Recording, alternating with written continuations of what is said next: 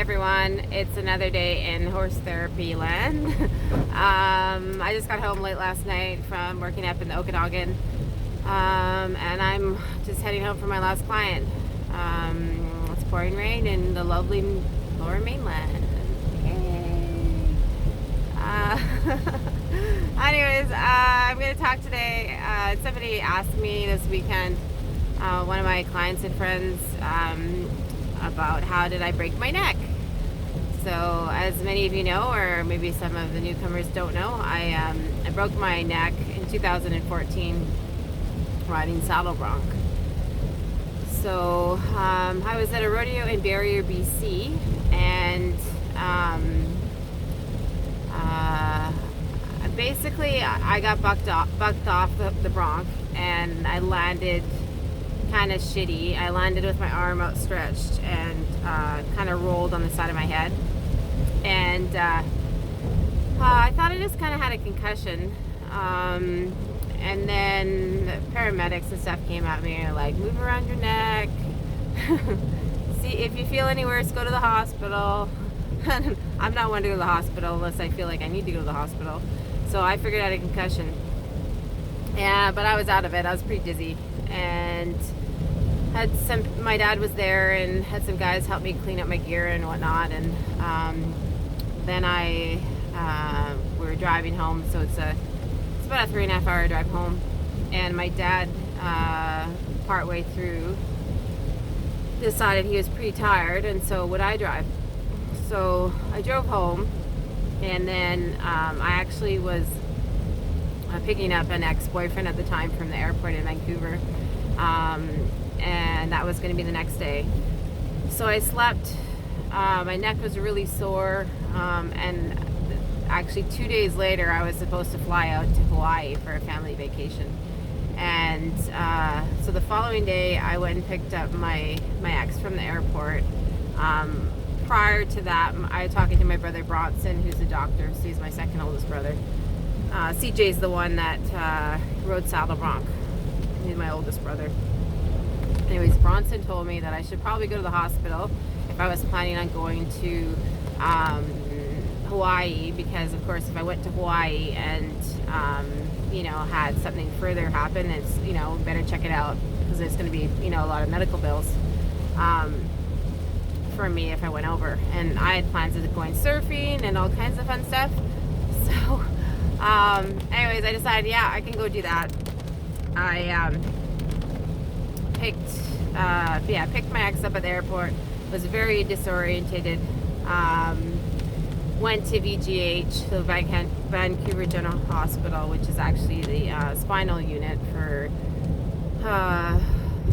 Vancouver. Basically, it might be for BC, so it's a good spinal unit for people with spine issues. Anyways, I told them what happened. They took it pretty seriously and said they put me on a backboard, and I'm like, I gotta go pee. And then the lady's like, you can't get off this when you're strapped in here. She's like, you better go now, but don't tell anybody. And I'm like, okay. So I go to the bathroom, laying on this backboard. They go and do a CT scan on me, x-rays, all these things, and they come back in and they're like, you broke your neck. And I'm like, what? I'm like totally in shock. They're like, yeah, you broke your neck in 2 spots in C6. And I was like in shock, as you can imagine. And I was like, well, I'm planning on going to Hawaii the next day. Can't you just put a brace on me? I won't do anything. I'll lay on the beach. And they're like, no, you're not going anywhere. So I was a bit in shock, and I didn't actually look at the x-rays or anything. And I just said to the surgeon on call there, I said, hey, what are the odds of me needing surgery? And he said, well, 50-50 chance of you needing surgery, or it might heal on its own. And I had already previously had multiple shoulder surgeries, knee surgeries. I wasn't thinking getting a surgery on my neck was the best thing. I even had known 2 people that had a 2-level fusion, so they had 2 vertebrae fused together, and one of them being a family member, and they weren't very happy with how their neck was, or they're getting a lot of pain with it. So I said, okay, no surgery. So my family in the meantime still, well, they were actually already on vacation. I was going to say they left without me, but they didn't. They'd left a couple days prior to when I was supposed to go, because I was waiting for Max to come back so we could fly out to Hawaii. So anyways, that didn't happen. No Hawaii for me. I had the neck brace on. 2 weeks went by and they were going to do a reassessment on my neck. And so we went there. My mom and I went there, and they looked at the x-ray and they're like, no, you need surgery. And that hit me pretty hard because I didn't want surgery. And so basically, even with the brace on my neck, my head was rotating down and forward to the right, and I was getting nerve pain into my fingers. I never had any paralysis or anything, which I was pretty lucky, but I had nerve pain into my fingers, and I had pains in the back of my shoulder. And so I'd like to believe I didn't opt for surgery to begin with, is so that I got a good surgeon, because I actually went in over Easter weekend. I broke my neck, and I believe it was April. I should remember the date, hey? It was somewhere in the beginning of April. And then it was Easter long weekend near the end of April when I got my shoulder surgery. And I had a female surgeon. I can't even remember her name, but she was amazing. And she'd already done a couple operations prior to me, and I actually didn't get my surgery until late that night, or in that evening. So had the surgery done, came out, and then it's the healing process. And I was optimistic and thinking, well, how long is it going to be to heal? And maybe I'll be able to come back to riding broncs. Mind you, I did have that thought in my head when it first happened, especially when I heard that I broke my neck. It was like, if I had any idea that this would happen, I would have done things differently, because at that point I didn't know if I was going to be riding broncs ever again. And then talked to a lot of people, confided into a lot of people. I had thought about riding broncs again, and I thought, oh, I'll just heal and this and that. And I had also said to my surgeon when they did the surgery,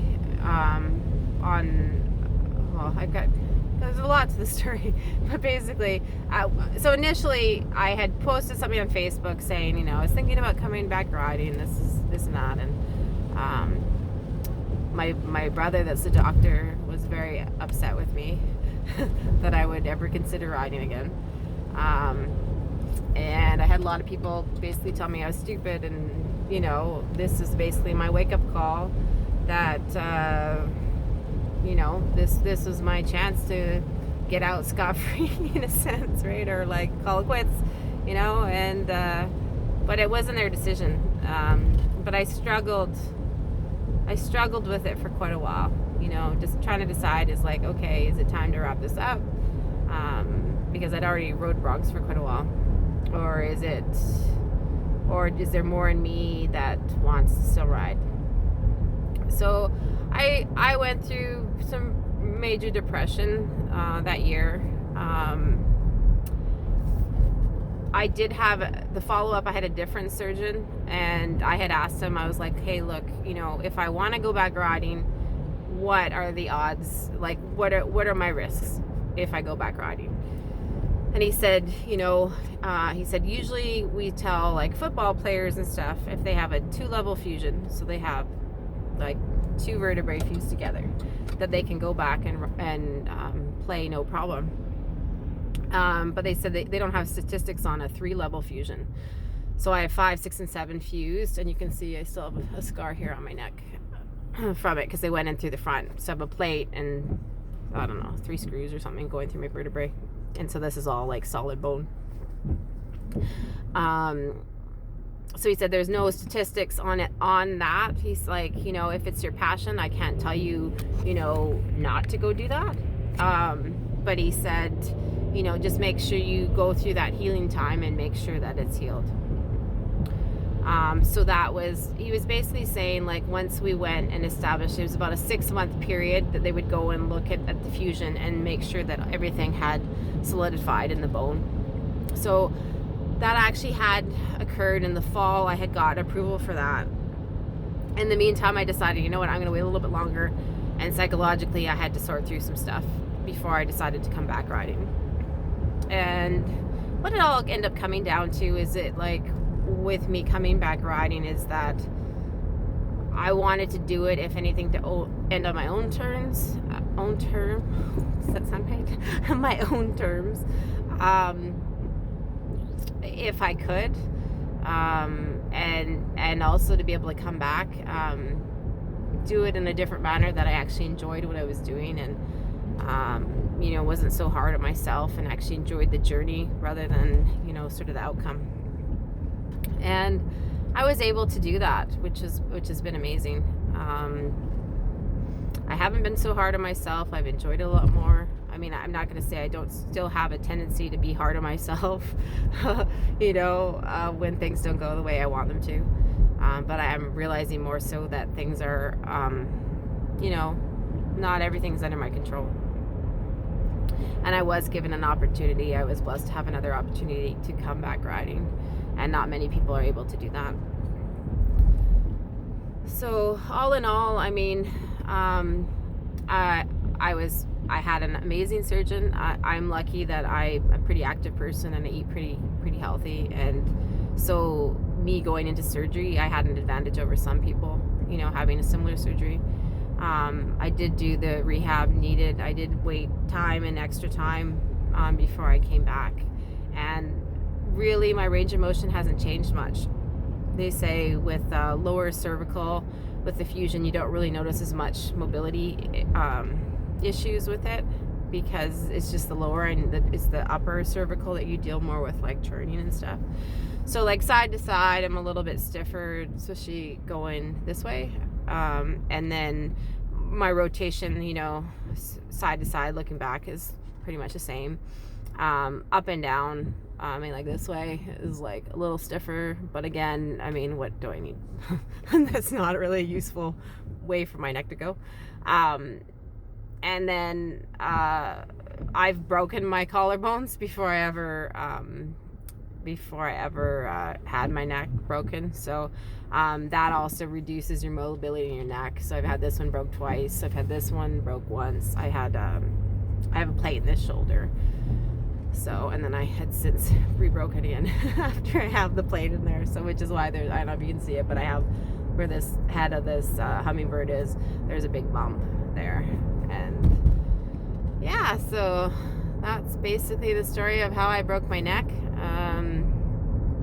Yeah, but I'm grateful I was able to come back and face my fears, and almost a year later exactly, I came back and rode my first bronc again at Williams Lake Indoor Rodeo, which is actually where I'm going to be cracking back after shoulder surgery again.